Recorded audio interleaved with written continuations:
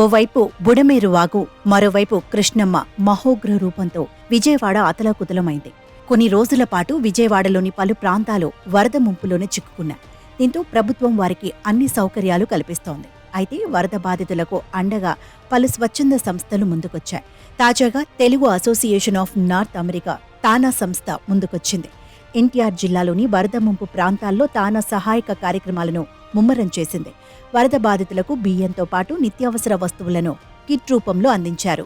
విజయవాడలో బుడమేరు ముంపు ఎంతోమంది జీవితాలు తారుమారు చేసింది. కష్టపడి సంపాదించుకున్న మొత్తం ఆస్తులని కూడా పూర్తిగా బుడమేరు ముంపు కారణంగా పనికి రాకుండా పోయాయి. దీంతో పేద మధ్యతరగతి ప్రజలు తీవ్ర ఆవేదన ఆందోళన వ్యక్తం చేస్తూ ఉన్నారు. ఈ నేపథ్యంలో ప్రభుత్వ పరంగా చంద్రబాబు ముందు చూపుతూ ఎన్నో రకాల సహాయక కార్యక్రమాలు చేపట్టారు.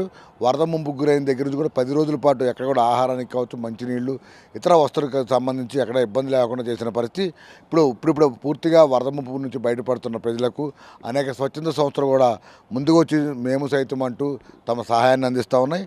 అందులో అలాగే తానా ఫౌండేషన్ ఆధ్వర్యంలో కూడా పేద ప్రజలకు నిత్యావసర వస్తువులు, మరోవైపు ఇస్కాన్ ఆధ్వర్యంలో లక్షలాది మందికి భోజన సౌకర్యాలు కూడా కల్పించిన పరిస్థితి కనిపిస్తూ ఉంది. ఇక వారు ప్రధానంగా 5 కిలోల బియ్యంతో పాటు 1/2 కిలో పంచదార, 1 కిలో నూనె ప్యాకెట్తో పాటు వేరుశెనగ గుళ్ళు, వేయించిన శనగపప్పు, అలాగే పసుపు, కారం, ఉప్పు,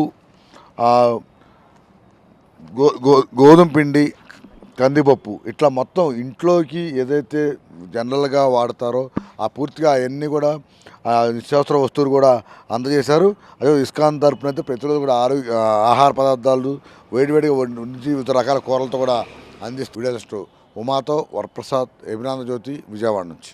కృష్ణానది వరదలతో సర్వస్వం కోల్పోయిన లంక గ్రామాల ప్రజలకు తానా ఆపన్న హస్తం అందిస్తోంది. తానా ఫౌండేషన్ చైర్మన్ శశికాంత్ వల్లేపల్లి ఆధ్వర్యంలో 11 నిత్యావసర వస్తువులతో కూడిన కిట్ల పంపిణీ చేపట్టింది. విజయవాడ పరిసర ప్రాంతాల్లో సాయం అందని ప్రాంతాలకు వెళ్లి బాధితులకు వీటిని అందిస్తోంది.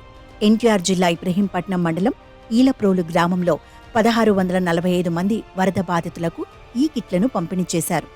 5 కేజీల బియ్యం, కందిపప్పు, చింతపండు, మంచినూనె తదితర వస్తువులను ఒక కిట్గా అట్టిపెట్టెలో ప్యాక్ చేసి బాధితులకు అందించారు.